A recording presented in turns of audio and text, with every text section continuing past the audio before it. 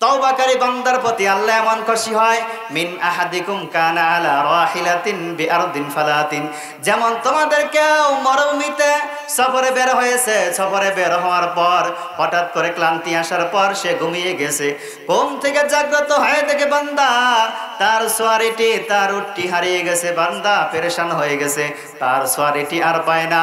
ওয়ালাইহা তামহু ওয়া শারাবহু, আর তার উটের উপর তার স্বর্ণ টাকা পয়সা খাদ্য পানীয় সব কিছু রয়েছে। বান্দা এবার চিন্তা করে, আমি যদি এমনি অবস্থায় ফিরে যাই, আমার ফিরে যাওয়াটা কখনো ভালো হবে না, আমার এর থেকে মরণ ভালো। বান্দা এই কথা চিন্তা করতে করতে ফাতা শাজারাতান, এক গাছের নিচে এসে যায়। ফাস্তাজা ফি জিল্লিহা, বান্দা গাছের নিচে হেলান দেয়, হেলান দিয়ে ঘুমিয়ে যায়, বান্দা ঘুমাইতেছে।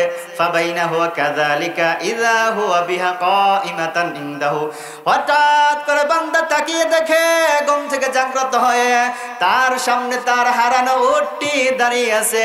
ফাখাযা বিখিতামিহা, বান্দা দাঁড়িয়ে লাফ দিয়ে তার উটের রশিটা ধরে ফেলে। বান্দা এতটাই খুশি হয়ে যায়। সুম্মা ক্বালা মিন শিদ্দাতিল ফারহি, এরপরে খুশির কারণে বান্দা আল্লাহকে বলে, আল্লাহুম্মা আনতা আবদি ওয়া আনা রাব্বুক, আল্লাহ আপনি আমার বান্দা, আমি আপনার রব। যে হে নবী, আপনি জানিয়ে দেন, ইবাদি আল্লাযিনা আসরাফু, আমার ওই সকল বান্দাদেরকে জানিয়ে দেন, আল্লাযিনা আসরাফু, যারা আনফুসিহিম, যে গুনাহ করতে করতে নিজেদের ব্যাপারে নিরাশ হয়ে গেছে, যে লা, তাদেরকে আল্লাহর ক্ষমা করবে না, তারা নিরাশ হয়ে গেছে এ ব্যাপারে, তাদেরকে আপনি জানিয়ে দেন, লা তাকনাতু মির রাহমাতিল্লাহ, তারা যেন আমি আল্লাহর রহমত থেকে নিরাশ না হয়। ইন্নাল্লাহা ইয়াগফিরুয যুনুবা জামিয়া, নিশ্চয় আল্লাহ তাআলা তাদের জীবনের সমস্ত গুনাহগুলো ক্ষমা করে দিবেন। ইন্নাহু হুয়াল গফুরুর রহিম, নিশ্চয় আল্লাহ তাআলা ক্ষমাশীল এবং পরম দয়ালু। তো এই আয়াতের শানে নুজুল বা প্রেক্ষাপট হলো, তাফসীর ইবনে কাসিরের মধ্যে এসেছে, রাসূল সাল্লাল্লাহু আলাইহি সাল্লাম যখন মদিনায় যায়, তো মদিনায় যাওয়ার পর একদল লোক আল্লাহ রাসূলের কাছে এসে জিজ্ঞাসা করে, ইয়া রাসূলুল্লাহ, তো আমরা তো গুনাহ করতে করতে, আল্লাহর সাথে শিরিক করতে করতে, নাফরমানি করতে করতে আমাদের জীবনের 40, 50, 60 বছর পুরা জিন্দেগি আমরা কাটিয়ে দিয়েছি, তো এখন কি আমাদের জন্য কোনো তওবার সুযোগ আছে? আমরা যদি আল্লাহর কাছে তওবা করে আল্লাহর প্রতি ঈমান আনি, তাহলে আমাদের কি আল্লাহ ক্ষমা করবে? তখন আল্লাহ পাক রব্বুল আলামিন সূরা জুমারের 53 নং আয়াত নাজিল করে দেয় যে, হে নবী, আমার ওই সকল বান্দাদেরকে জানিয়ে দেন, যারা গুনাহ করতে করতে নিজেদের ব্যাপারে নিরাশ হয়ে গেছে, তাদেরকে আল্লাহ আর ক্ষমা করবে না, এ ব্যাপারে তারা এই ধারণা পোষণ করে ফেলেছে, তাদেরকে জানিয়ে দেন, তারা যেন আমি আল্লাহর রহমত থেকে নিরাশ না হয়, যদি তারা আল্লাহর কাছে তওবা করে, ইন্নাল্লাহা ইয়াগফিরুয যুনুবা জামিয়া, নিশ্চয় আল্লাহ তাদের জীবনের সমস্ত গুনাহগুলো ক্ষমা করে দিবে। সুবহানাল্লাহ। তো তাহলে এই আয়াতের একটা বিষয়বস্তু হলো তওবা, অর্থাৎ গুনাহ থেকে তওবা করা। এখন এই তওবা কি জিনিস? তওবা আরবিতে বলা হয় আর রুজু ইলাল্লাহ, আল্লাহর কাছে ফিরে আসা, অর্থাৎ গুনাহ ছেড়ে দিয়ে আল্লাহর কাছে ফিরে আসা। এখন ফিরে আসা কেমন জিনিস? যেমন এই গোপালপুর, উত্তর গোপালপুর থেকে আপনি গোপালপুর বাজারে যান শনিবার দিন সকালে, তো শনিবার দিন বাজারে গিয়েছেন, যেই কাজ করতে গেছেন, বাজার করতে করতে এক সময় বিকালবেলা, রাত্র যতই হোক, আপনি কিন্তু আবার আপনার এলাকায় কি করবেন? ফিরে আসবেন। কেন ফিরে আসবেন? কারণ এই এলাকায় আপনার বাড়ি ঘর স্থায়ী সব কিছু এখানে, আপনি সারাদিন যেখানেই যান না কেন, এই বাড়িতে আপনি ফিরে আসবেন। তো এটার নাম হলো ফিরে আসা। ঠিক তদরূপ আল্লাহ তাআলা আমাদেরকে বানিয়েছেন তার ইবাদত করার জন্য, একমাত্র আল্লাহর গোলামি করার জন্য বান্দাকে বানিয়েছেন। এখন চিন্তা করেন, আমি আর আপনি মায়ের পেট থেকে ভূমিষ্ঠ হওয়ার পর যখন আমাদের উপর নামাজ ফরজ হয়েছে, শরীয়তের হুকুম আহকাম ফরজ হয়েছে, তখন থেকে কিন্তু আমরা নামাজ পরিপূর্ণভাবে পড়ি নাই, যাকাত ভালোভাবে দেই নাই, মা বোনরা পরিপূর্ণভাবে পর্দা করে নাই, আল্লাহর হুকুম আহকাম পরিপূর্ণভাবে আমরা করতে পারি নাই, গুনাহ করে ফেলেছি। এই যে ভুল করে ফেলেছি, আল্লাহ যেই জন্য বানিয়েছিল তার ইবাদত করার জন্য, গোলামি করার জন্য, সেই গোলামি যে আমরা করতে পারি নাই, এখন সেই আগে যে গুনাহগুলো করেছি সেগুলো ছেড়ে দিয়ে আল্লাহর কাছে ফিরে আসতে হবে, মানে আল্লাহ যেই জন্য বানিয়েছেন তার ইবাদত গোলামি শুরু করতে হবে। তাহলেই কি হবে? আল্লাহর কাছে ফিরে আসা হবে, পরিপূর্ণ তওবা করা হবে। এখন তওবা যে করবেন, তওবার জন্য দুইটা শর্ত কোরআনে কারিমের মধ্যে আল্লাহ উল্লেখ করেন। এই আয়াতের শেষের দিকে আল্লাহ পাক রব্বুল আলামিন দুইটা শর্ত দিয়েছেন, আর রাসূল সাল্লাল্লাহু আলাইহি সাল্লাম হাদিসের মধ্যে একটা বলেন। মোট তওবার জন্য মৌলিকভাবে তিনটি শর্ত। আল্লাহ পাক রব্বুল আলামিন সূরা জুমারের শেষের দিকে বলেন, ওয়ানিবু ইলা রাব্বিকুম, তোমরা যে তওবা করবে এক নম্বর শর্ত হলো ওয়ানিবু ইলাল্লাহ, তোমরা আল্লাহর কাছে ফিরে আসবা, অর্থাৎ গুনাহ ছেড়ে দিয়ে আল্লাহর কাছে ফিরে আসতে হবে, সেই গুনাহ আর করা যাবে না। দ্বিতীয় নম্বর শর্ত ওয়া আসলিমু লাহু, এবং তোমরা আত্মসমর্পণ করবা। অর্থাৎ আত্মসমর্পণ মানে পুলিশ যদি কোনো অপরাধ চোর ডাকাতকে ধরে, ডাকাতের কাছে পুলিশের কাছে আত্মসমর্পণ করে, তখন পুলিশ যা বলবে চোর তাই করবে। ঠিক তদ্রূপ আমি আর আপনাকে আল্লাহর কাছে আত্মসমর্পণ করতে হবে, মানে আল্লাহ যে বিধান দিয়েছে বুঝে আসুক বা না আসুক সেটা আপনাকে মানতে হবে। যাকাত ফরজ হলে যাকাত দিতে হবে, এটা আপনাকে মানতে হবে, বুঝে আসুক বা না আসুক। এটার নাম হলো আত্মসমর্পণ করা। তাহলে দ্বিতীয় নম্বর শর্ত হলো আল্লাহর কাছে আত্মসমর্পণ করতে হবে। আর রাসূল সাল্লাল্লাহু আলাইহি সাল্লাম হাদিসের মধ্যে বলেন, আন-নাদামু তাওবাতুন, যে লজ্জিত হওয়া, অনুতপ্ত হওয়া, গুনার জন্য আল্লাহর কাছে অনুতপ্ত হওয়া হলো তওবা। তাহলে তওবার জন্য তিনটি শর্ত। এক নম্বর, গুনাহ ছেড়ে দিয়ে আল্লাহর কাছে ফিরে আসতে হবে। দুই নম্বর, আল্লাহর কাছে আত্মসমর্পণ করতে হবে। তিন নম্বর, যে গুনাহ করেছি সেই গুনার জন্য আল্লাহর কাছে লজ্জিত হতে হবে, অনুতপ্ত হতে হবে। আর আল্লাহ সময় দিয়েছেন একটা, তওবার সময় হলো একটা। আল্লাহ বলেন, মিন ক্বাবলি আইয়াতিয়াকুমুল আযাবু সুম্মা লা তুনসারুন, তোমরা তওবা করবা কখন? তোমাদের নিকট মৃত্যু আসার আগে। এখন বলেন মৃত্যু কখন আসবে? আমি আর আপনি বলতে পারবো? পারবো না। তাহলে যখন গুনাহ হয়ে যাবে শয়তানের ধোঁকায় বলে, তখনই সঙ্গে সঙ্গে তওবা করে নিতে হবে। তো যাই হোক, তাহলে তওবা, এই যে বান্দা গুনাহ করে, আল্লাহ পাক রব্বুল আলামিন, দুনিয়ার কোন মানুষ, আপনি যদি অপরাধ করেন, চুরি করেন, ডাকাতি করেন, কোন অপরাধ করেন, দুনিয়ার কোন রাজা, বাদশা, চেয়ারম্যান, মেম্বার, পুলিশ আপনাকে এ সংবাদ দিবে না যে আমাকে তো অপরাধ করেছে, তাকে ডেকে নিয়ে আসো, তাকে ক্ষমা করে দেব, এ কথা বলবে না। বরং আপনি খুন করেছেন, চুরি করেছেন, পুলিশ আপনাকে ধরার জন্য খুঁজবে। ক্ষমার অফার কেউ দিবে না, মাফ করার অফার আপনাকে কেউ দিবে না। কিন্তু রব্বে কারিম আমাদের এত সুন্দর দেহ বানিয়েছেন, এত নিয়ামত দিয়েছেন, আসমান জমিন বানিয়েছেন, বানানোর পরও আল্লাহ পাক রব্বুল আলামিন, বান্দা নাফরমানি করার পরও আল্লাহ পাক রব্বুল আলামিন বান্দাকে ডাকতে থাকেন, কুদরতি হাত বিছিয়ে বান্দাকে ক্ষমা করার জন্য ডাকতে থাকেন। মুসলিম শরীফের 2559 নম্বর হাদিসের বর্ণনা, মুসলিম শরীফের 2559 নম্বর হাদিসের বর্ণনা। আল্লাহর পয়গম্বর বলে, ইন্নাল্লাহা আযজা ওয়া জাল্লা ইয়াবসুতু বিল-লাইল, রব্বে কারীম তার কুদরতি হাত রাতের বেলা জমিনের মধ্যে বিছিয়ে দেয়, লিয়াতুবা মুসিউন নাহার, যাতে করে যারা দিনের বেলা গুনাহ করেছে তারা রাতের বেলা আল্লাহর কাছে তওবা করে নেয়। ওয়া ইয়াবসুতু ইয়াদাহু বিন-নাহার, এরপরে রব্বে কারীম দিনের বেলা আবার তার কুদরতি হাত প্রসারিত করে দেন, লিয়াতুবা মুসিউল লাইল, যাতে করে যারা রাতের বেলা অপরাধ করেছে তারা আল্লাহর কাছে দিনের বেলা অপরাধ ক্ষমা করে নেয়। হাত্তা তাতলা শামসু মিন মাগরিবিহা, এমনকি যতদিন পর্যন্ত পশ্চিম দিগন্ত থেকে সূর্য উদিত না হবে এর আগ পর্যন্ত আল্লাহ তার কুদরতি হাত জমিনে বিছিয়ে দিবেন বান্দাকে ক্ষমা করার জন্য। এরা নবীর আশিকের দল, এরা নবীর উম্মতের দল। দুনিয়াতে কেউ আপনাকে অপরাধ করার পর ডাকবে না, আসো তোমাকে ক্ষমা করে দিব, কিন্তু রব্বে কারীম তার কুদরতি হাত জমিনের মধ্যে প্রসারিত করে দেয় বান্দাকে ক্ষমা করার জন্য। আল্লাহর মতো দয়ালু আর কেউ হবে না রে মুসলমান। রব্বে কারীম এত দয়ালু, এত দয়ালু। শুধু তাই নয়, রব্বে কারীম প্রথম আসমানে নেমে আসেন। বুখারী শরীফের 1145 1145 নম্বর হাদিসের বর্ণনা। আল্লাহর পয়গম্বর বলে ইয়ানজিলু রাব্বুনা তাবারাকা ওয়া তাআলা ইলাস সামাঈদ দুনিয়া, রব্বে কারীম প্রথম আসমানে নেমে আসে। হিনা ইয়াবকা সুলুসুল লাইলিল আখিরি, যখন রাতের 1/3 শেষ তৃতীয়াংশ সময় বাকি থাকে, রব্বে কারীম প্রথম আসমানে নেমে আসে। নেমে আসার পরে ইয়াকুল, রব্বে কারীম বান্দাকে ডাক দেয়। ইয়াকুলু, আল্লাহ বলে মাইয়াদউনি, কে আছো? আমাকে ডাকো। ফাস্তুজিবা লাহু, আমি তার ডাকে সাড়া দিব।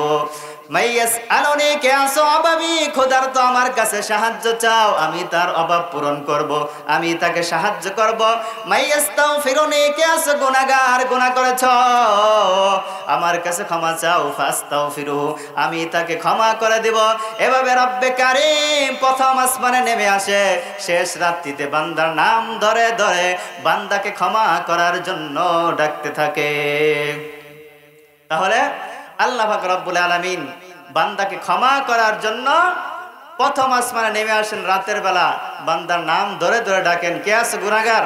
আমার কাছে আসো, আমি তার জিন্দেগীর সমস্ত গুনাহগুলো ক্ষমা করে দিব। শুধু তাই নয়, বান্দার গুনাহ যত বেশি হোক না কেন, যদি আসমান সমপরিমাণ তার গুনাহ হয়ে যায়, আল্লাহ পাক রব্বুল আলামিন সেই গুনাহ বান্দার কি করে দিবেন? ক্ষমা করে দিবেন। তিরমিজি শরীফের 3540 3540 নম্বর হাদিসের বর্ণনা। হাদিসে কুদসিতে রব্বে কারীম বান্দাকে ডাক দিয়ে বলে, ইয়া বানা আদম, হে বনি আদম, ইন্নাকা মা দাউতানি ওয়া রাজাউতানি, এরে বান্দা, যতদিন পর্যন্ত তুমি আমি আল্লাহকে ডাকবে, আমি আল্লাহর কাছে ক্ষমা চাবে, গফারতু লাকা আলা মা কানা ফিকা, আমি তোমার জিন্দেগীর পিছনের সমস্ত গুনাহগুলো ক্ষমা করে দেব। ওয়ালা উবালি, দুনিয়ার কাউকে পরোয়া করব না।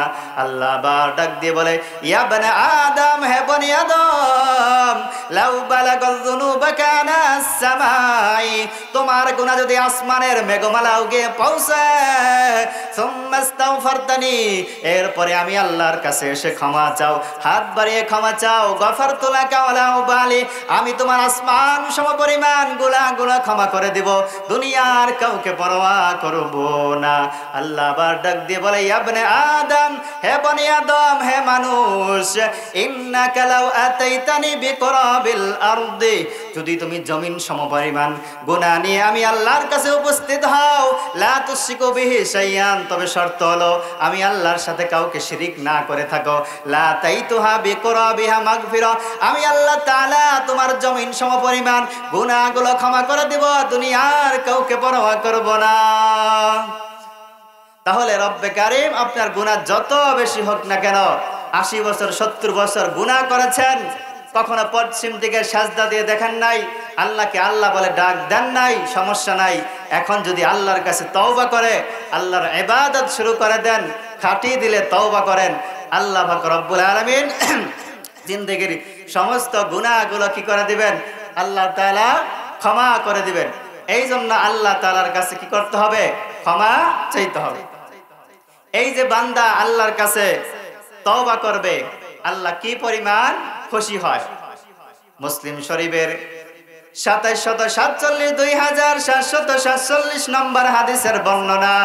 আল্লাহর পয়গম্বর বলে, তওবাকারী বান্দার প্রতি আল্লাহ এমন খুশি হয়, লাল্লাহু আশাদ্দু ফারহান বিতাওবাতি আবদিহি, তওবাকারী বান্দার প্রতি আল্লাহ এমন খুশি হয়, মিন আহাদিকুম কানা আলা রাহিলাতিন বিআরদিন ফালাতিন, যেমন তোমাদের কেউ মরুভূমিতে সফরে বের হয়েছে, সফরে বের হওয়ার পর হঠাৎ করে ক্লান্তি আসার পর সে ঘুমিয়ে গেছে, ঘুম থেকে জাগ্রত হয়ে দেখে বান্দা তার সোয়ারিটি, তার উটটি হারিয়ে গেছে, বান্দা পেরেশান হয়ে গেছে, তার সোয়ারিটি আর পায় না, ওয়ালাইহা তামহু ওয়া শারাবহু, আর তার উটের উপর তার স্বর্ণ টাকা পয়সা খাদ্য পানীয় সব কিছু রয়েছে।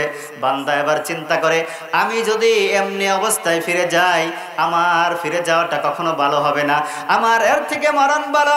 বান্দা এই কথা চিন্তা করতে করতে ফাতা শাজারাতান, এক গাছের নিচে এসে যায়, ফাস্তাজা ফি জিল্লিহা, বান্দা গাছের নিচে হেলান দেয়, হেলান দিয়ে ঘুমিয়ে যায়, বান্দা ঘুমাইতেছে, ফাবাইনাহু কাযালিকা ইযা হুয়া বিহা কাইমাতান ইনদাহু, হঠাৎ করে বান্দা তাকিয়ে দেখে ঘুম থেকে থেকে জাগ্রত হয়ে তার সামনে তার হারানো উটটি দাঁড়িয়ে আছে। ফাখাযা বিখিতামিহা, বান্দা দাঁড়িয়ে লাফ দিয়ে তার উটের রশিটা ধরে ফেলে।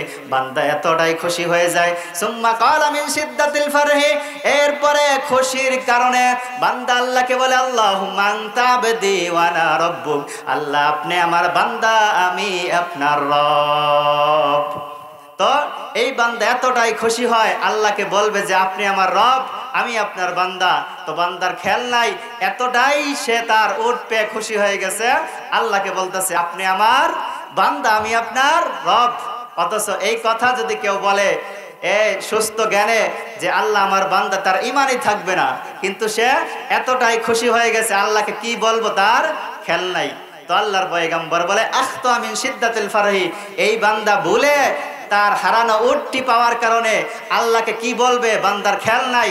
এই জন্য আল্লাহ বান্দাকে বলতেছে আল্লাহ আপনি আমার বান্দা, আমি আপনার রব। আল্লাহর পয়গম্বর বলে এই যে বান্দা হারানো উটটি ফিরে পাওয়ার পর আল্লাহকে কি বলবে?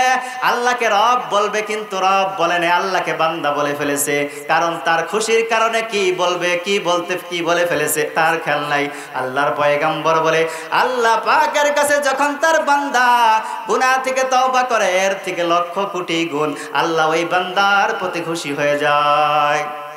তাহলে আল্লাহ এই পরিমাণ কি হয়ে যায়? লক্ষ কোটি গুণ বান্দার প্রতি খুশি হয়ে যায়। তো এই জন্য গুনাহ থেকে আল্লাহর কাছে কি করতে হবে? তওবা করতে হবে। তো এখন আমরা তো তওবা করি কিসের মতো? চোরের মতো তওবা করি। চোর যখন ধরা পড়ে তো তাকে যখন বলা হয় চুরি কেন করস, তো সে বলে আর চুরি করব না। তো চোরকে যখনই ধরবেন সে বলবে আর চুরি করব না, এরপর আবার সে চুরি করে। তার খাসলত কিন্তু পরিবর্তন হয় না। তো ঠিক তদ্রূপ আমরা তওবা করি, গুনাহ করার পর আমরা চিন্তা করি যে আর তওবা করব না, তো কিন্তু এরপরে আবার কি করি? তওবা করে ফেলি। তো এরকম তওবা করা যাবে না।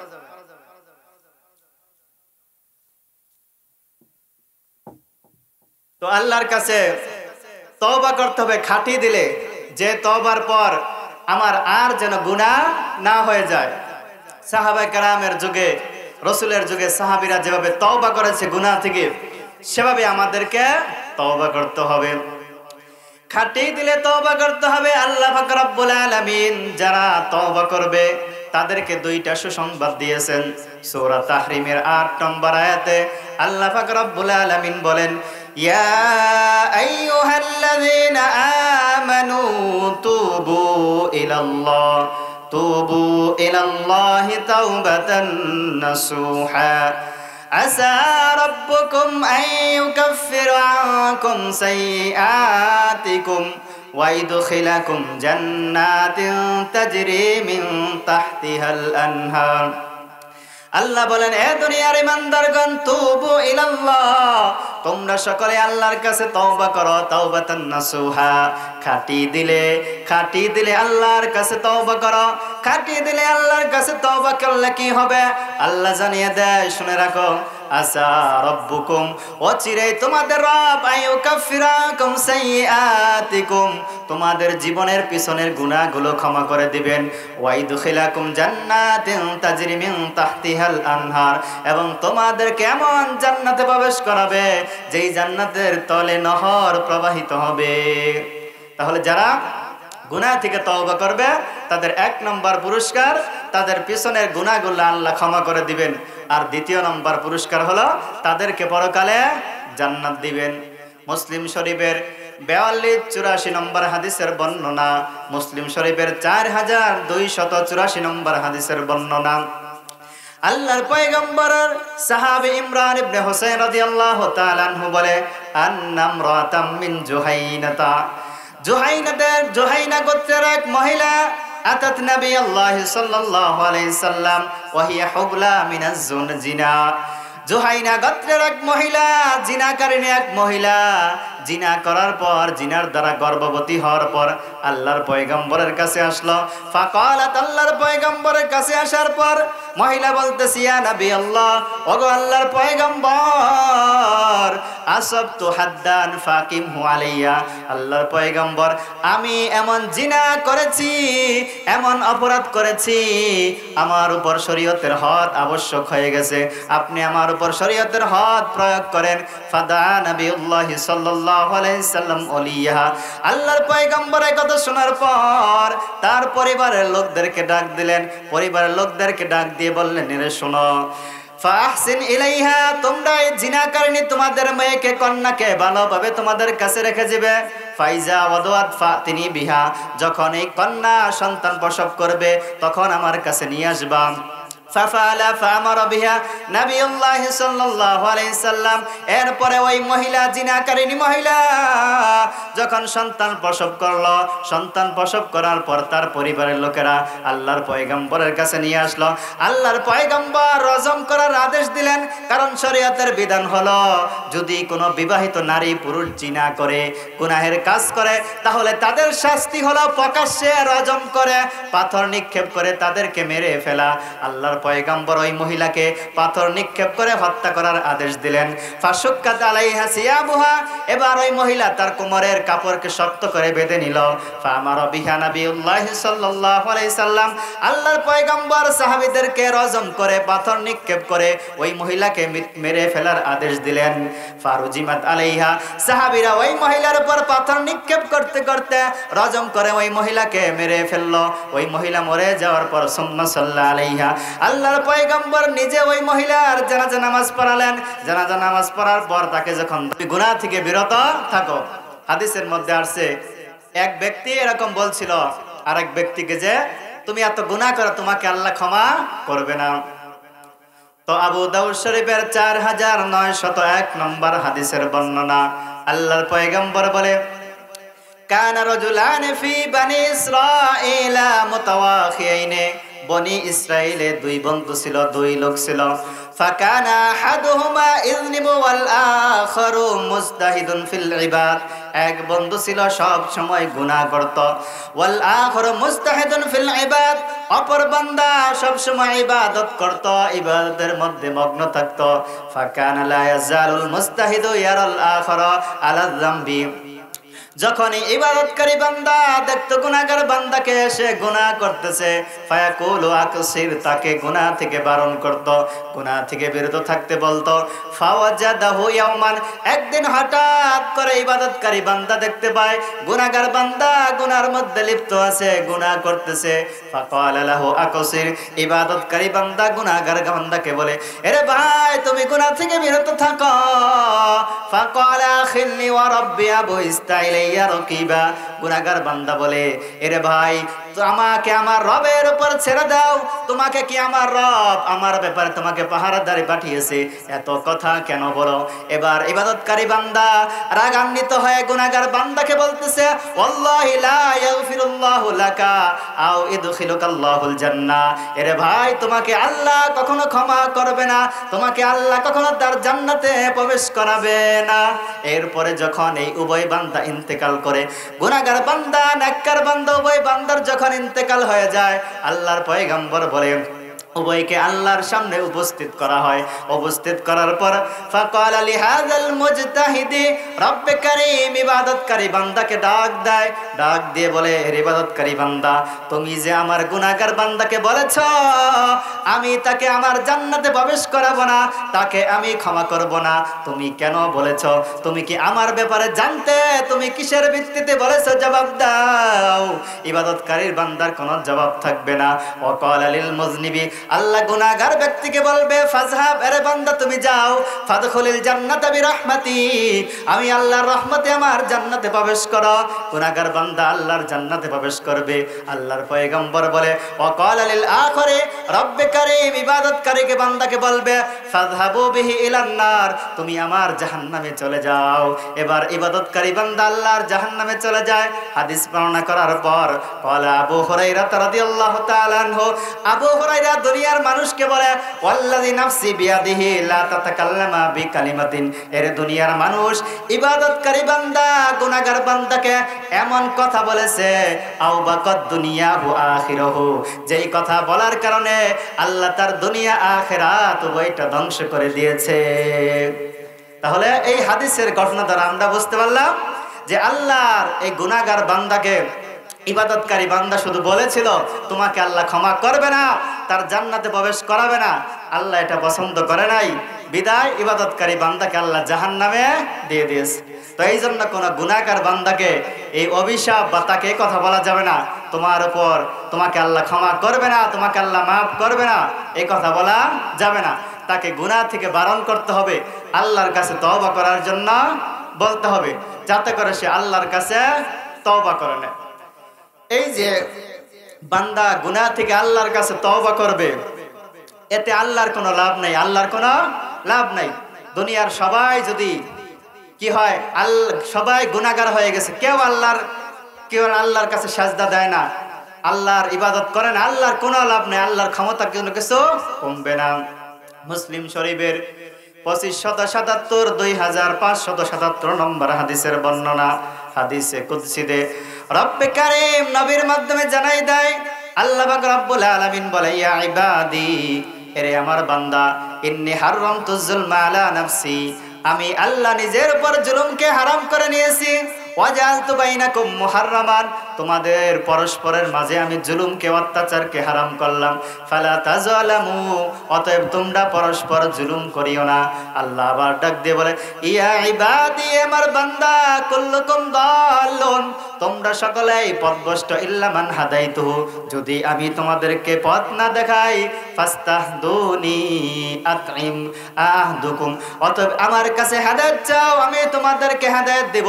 এর নবীর আশিকের দল, এর নবীর উম্মতের দল, দুনিয়াতে তাকে দেখেন কত মানুষ হিন্দু, তারা এমন মূর্তির পূজা করে যেই মূর্তি খুঁটির মতো, খামের মতো দাঁড়িয়ে থাকে, কোনো কিছু উপকার করতে পারে না। এরপরও তারা ইবাদত করে, তাদের মাথায় আল্লাহ হেদায়েত দেয় নাই। কিন্তু আমি আর আপনাকে মুসলমানের ঘরে জন্ম দিয়েছে, ঈমান নামক দৌলত দিয়েছেন, এটাই আল্লাহ বুঝালেন যে আমি আল্লাহ যদি হেদায়েত না দেই, তাহলে তোমরা কখনো হেদায়েত পাবে না।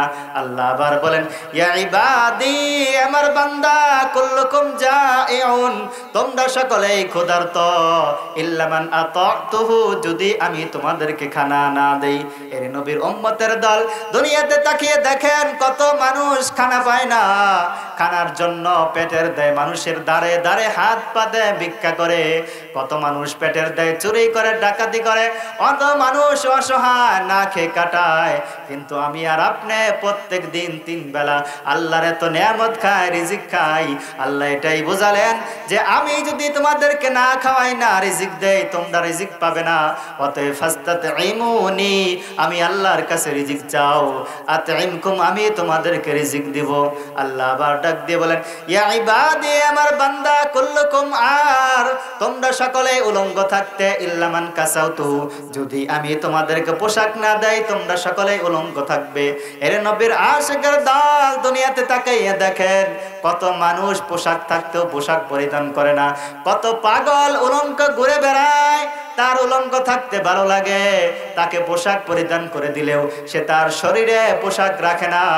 আর আমি আর আপনি যখন বাহিরে যাই এক পোশাক, ঘরে থাকি এক পোশাক, মাহফিলে যাই এক পোশাক, বিবাহ শাদীতে যাই আরেক পোশাক, নতুন নতুন পোশাক পরিধান করে বাহিরে বের হই, মানুষের সামনে যাই। আল্লাহ এটাই বোঝায় যে আমি আল্লাহ যদি পোশাক পরিধান করার ক্ষমতা না দেই, তোমরা কখনো পোশাক পরিধান করতে পারবা না। ফাস্তাকসুনি আকসুকুম, অতএব আমার কাছে পোশাক চাও, আমি তোমাদেরকে পোশাক পরিধান করাবো। আল্লাহ আবার ডাক দিয়ে বলেন, ইয়া ইবাদি, এ আমার বান্দা, ইন্নাকুম তুখতিউনা বিল্লাইলি ওয়ান নাহার, তোমরা রাত দিনে গুনাহ করো, ওয়া নাগফিরু যুনুবা জামিয়া, আমি আল্লাহ তোমাদের সমস্ত গুনাহগুলো ক্ষমা করে দেই। ফাস্তাগফিরুনি আগফির লাকুম, অতএব আমার কাছে ক্ষমা চাও, আমি তোমাদের গুনাহগুলো ক্ষমা করে দেব। আল্লাহ আবার ডাক দিয়ে বলেন, ইয়া ইবাদি, এ আমার বান্দা, লান তাবলুগু দাররি ফাতাদুররুনি, তোমরা দুনিয়ার সবাই মিলে আমি আল্লাহর সামান্য ক্ষতিও করতে পারবে না। ইয়া ইবাদি, ওয়ালান তাবলুগু নাফঈ ফাতানফাউনি, তোমরা দুনিয়ার সবাই মিলে আমি আল্লাহর সামান্য উপকারও করতে পারবে না। আল্লাহ আবার ডাক দিয়ে বলেন, ইয়া ইবাদি, আমার বান্দা, লাউ আন্না আউওয়ালাকুম ওয়া আখিরাকুম ওয়া ইনসাকুম ওয়া জিন্নাকুম, আদম থেকে শুরু করে কিয়ামত পর্যন্ত যত বান্দা আসবে, সকল মানুষ, জিন এবং ইনসান যদি সবাই কানু আলা আতকা বিকলবি রাজুলিন ওয়াহিদিন মিনকুম, যদি সবাই একদম পাক্কা মুত্তাকি ভালো মানুষ হয়ে যায়, মা জাদা ফি যালিকা শাইয়া, আমি আল্লাহর যে রাজত্ব আছে ক্ষমতা আছে একটু বাড়বে না। আল্লাহ আবার ডাক দিয়ে বলে ইবাদি, এ আমার বান্দা, লাউ আন্না আউওয়ালাকুম ওয়া আখিরাকুম ওয়া ইনসাকুম ওয়া জিন্নাকুম, আদম থেকে শুরু করে কিয়ামত পর্যন্ত যত মানুষ আসবে, যদি সবাই জিন এবং ইনসান সবাই কানু আলা আফজারি কলবি রাজুলিন ওয়াহিদিন, যদি সবাই একদম গুনাহগার হয়ে যায়, খারাপ লোক হয়ে যায়, মা নাকাস যালিকা মিন মুলকি শাইয়া, আমি আল্লাহর যে ক্ষমতা আছে ক্ষমতা একটু কমবে না। আল্লাহ আবার ডাক দিয়ে বলে ইয়া ইবাদি, এ আমার বান্দা, লাউ আন্না আউওয়ালাকুম ওয়া আখিরাকুম ওয়া ইনসাকুম ওয়া জিন্নাকুম, আদম থেকে শুরু করে কিয়ামত পর্যন্ত যত মানুষ আসবে জিন এবং ইনসান, যদি সবাই কামু ফি সাইদিন ওয়াহিদিন, সবাই একবার এক উত্তপ্ত খোলা মাঠের মধ্যে নেমে আসো, নেমে আসার পর ফাসআলুনি, সবাই আমি আল্লাহর কাছে গাড়ি বাড়ি টাকা পয়সা ধন দৌলত যার যা মন চায় আমি আল্লাহর কাছে চাও, ফাতাইতু কুল্লা ইনসানিন মাসআলাতাহু, এরপরে আমি আল্লাহ যদি দুনিয়ার সমস্ত মানুষকে তার মনের চাহিদা অনুযায়ী টাকা পয়সা ব্যাংক ব্যালেন্স সব কিছু দিয়েও দেই, মা নাকাস যালিকা মিম্মা ইনদি, আমি আল্লাহর কাছে যে ধনভাণ্ডার, যে অর্থ, যে ক্ষমতা রয়েছে একটুও কমবে না।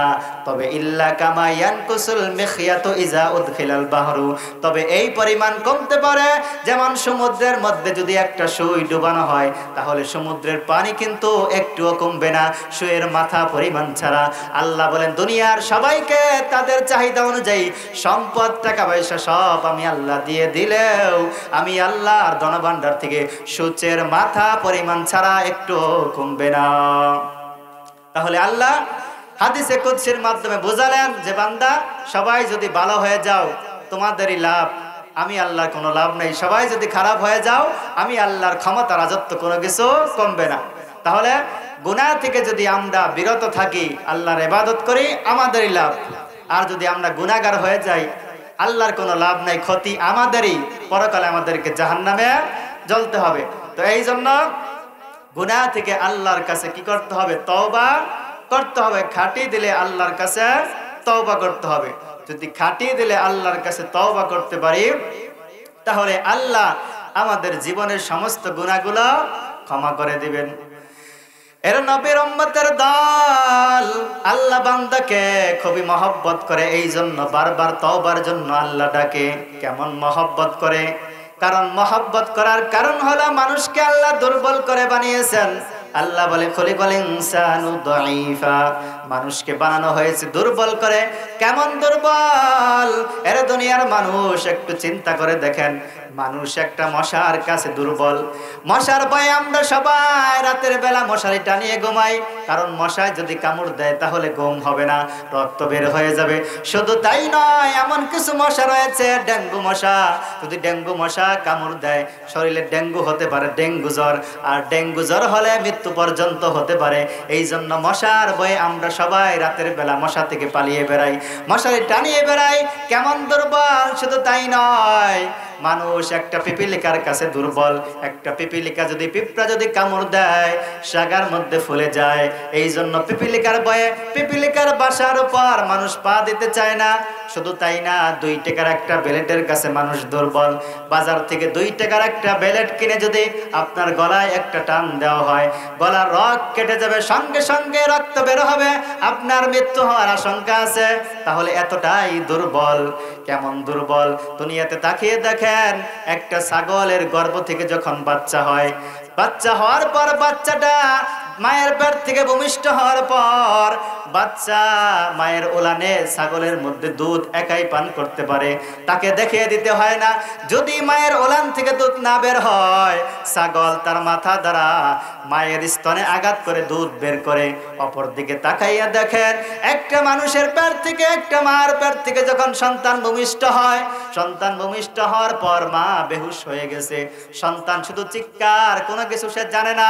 এবার মা, খালা, দাদিরা, নানিরা ওই সন্তানকে ধরে মায়ের স্তনে মুখ লাগিয়ে দেয়, এরপরে সে দুধ পান করতে পারে।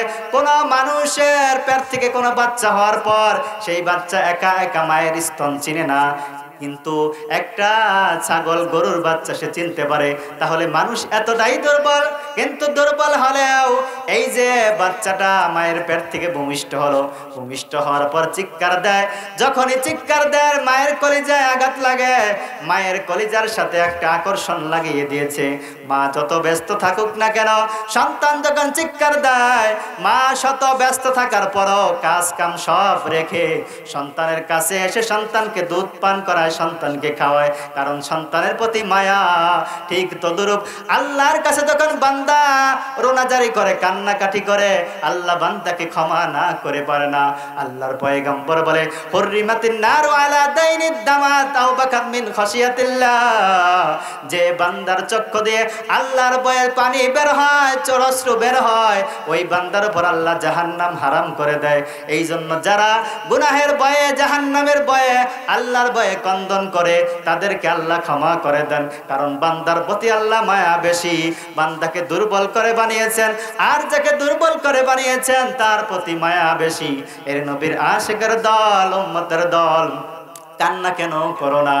একটা পাথর থেকে মানুষ, পাথর আল্লাহর ভয়ে কান্না করে।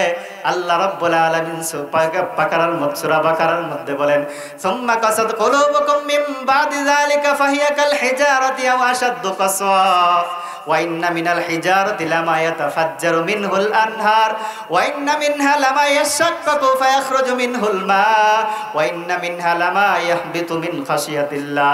আল্লাহ বলে, তোমাদের অন্তর পাথরের থেকেও কি কঠিন হয়ে গেল? বরং পাথরের থেকে তোমাদের অন্তর শক্ত হয়ে গেছে।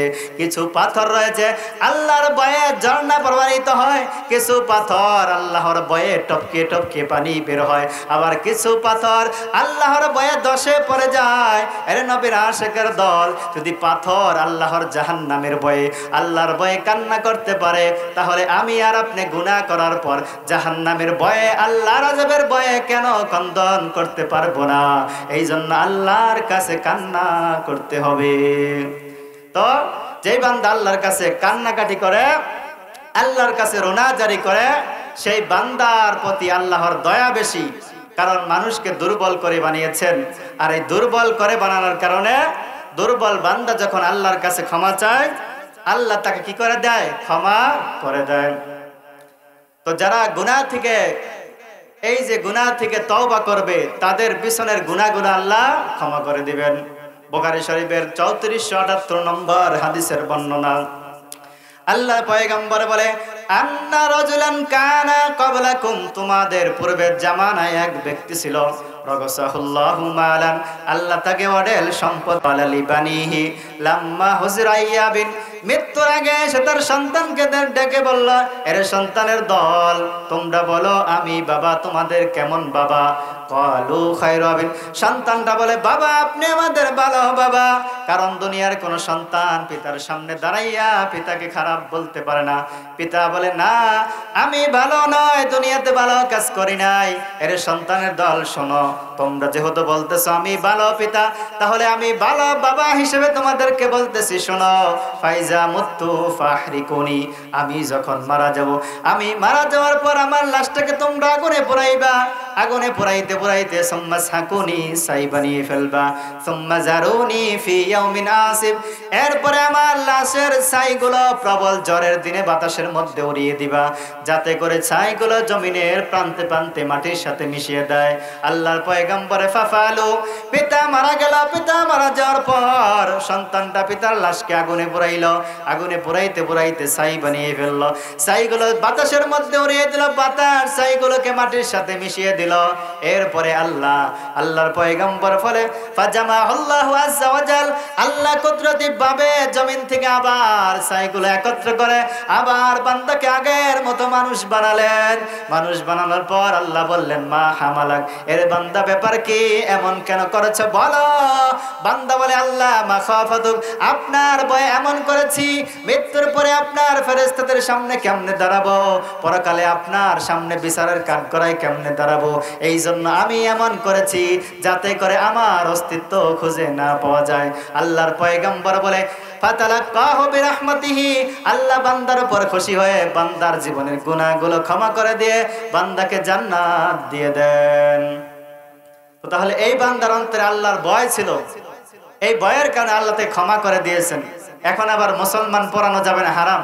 তো এটা তার যে ভয় ছিল, ভয়ের কারণে সে কি করে ফেলেছিল, কি পরিমাণ ভয় ছিল, এই ভয়টা বোঝানো হলো আল্লাহর পয়গম্বরের উদ্দেশ্য। এই জন্য যারা গুনাহ ছেড়ে দিবে তাদের পিছনের গুনাহগুলো আল্লাহ কি করে দিবেন, ক্ষমা করে দিবেন। এরপরে বুখারী শরীফের 3470 নম্বর হাদিসের বর্ণনা, আল্লাহর পয়গম্বর বলে, কানা ফি বানি ইসরাঈলা রাজুলুন কাতালা 99 ইনসানান, বনি ইসরাঈল এক ব্যক্তি ছিল 99টা হত্যা করেছে। সুম্মা খারাজা ইয়াসআলু, এরপরে বান্দা বের হয়েছে তার গুনাহ ক্ষমা হবে কিনা এটা জিজ্ঞাসা করার জন্য। ফাতারাহিবান, সে আবার খ্রিস্টান পাদ্রীর কাছে আসছে। ফাসালাহু, খ্রিস্টান পাদ্রীকে জিজ্ঞাসা করলে, রে পাদ্রী, আমি 99টা হত্যা করেছি, আমার গুনাহ কি ক্ষমা হবে? ক্বালা, পাদ্রী বলে, না, তোমাকে আল্লাহ ক্ষমা করবে না। ফাকাতালাহু, এবার 99টা খুনের আসামি রাগান্বিত হয়ে ওই পাদ্রীকেও হত্যা করে ফেলে। এবার তার খুনের সংখ্যা হয়ে যায় 100। ফাখরাজা ইয়াসআলুহু, বান্দা বের হয়ে যায় আবার জিজ্ঞাসা করার জন্য তার তওবা কবুল হবে কিনা। ফারাজুলুন, এক ব্যক্তি তাকে বলে, এতে করিয়াতা কাযা ওয়া কাযা, আরে ভাই, তুমি অমুক অমুক এলাকায় চলে আসো, তাহলে তুমি তওবা করতে পারবা। এবার বান্দা ওই এলাকার দিকে রওনা হয়ে যায়। যাইতেছে পথিমধ্যে মালাকুল মউত এসে যায়।